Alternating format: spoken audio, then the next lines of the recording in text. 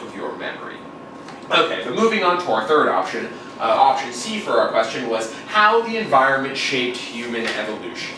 Now, this again could seem accurate because we're talking about the environment, we're talking about human evolution. However, our passage was not about how the environment affected humans, it was about how humans affected the environment.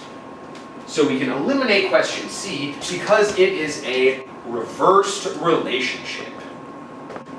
That means we're dealing with the right ideas, but the logical connection is backwards. Again, this is a common type of tricky answer that they'll put for a question where they could try to trick you into thinking it's right, again, because we're talking about the right concepts, but make sure not only the concepts, but the logic. You know, what causes what a result is the result of what, make sure that is clear.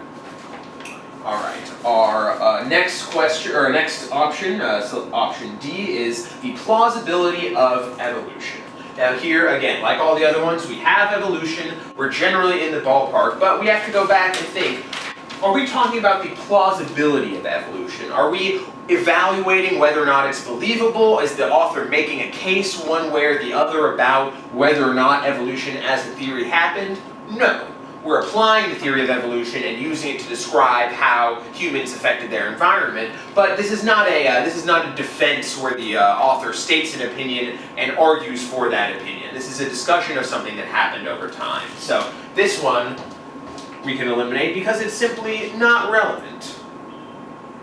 And again, this seems like it could be sort of obvious, but sometimes it's tricky when they, especially if you're, you'll be pressed for time on the exam. You'll probably be underlining keywords and things like that. But make sure you don't just see a keyword and assume it's correct. Again, make sure we're talking about specifically what point the author is making. All right, and this leaves us with option E, the influence of human development on ecology. Now, as we discussed options A through D, it's probably pretty obvious that this is our correct answer. But again, we should always double check. Just because something is the last one you have left, it still needs to be backed up by the text. So, is this passage about the influence of human development on ecology? Yes, we're talking about the different evolution of human species and how those advancements cause them to have an impact on the environment around them. So this answer is correct. That's the one you should circle on the test. And this is a good method for finding correct answers, I think. Like I said, you have to make sure you're referencing the text, but go through each answer, figure out why it does not work, and then the one that does work is going to be your correct answer.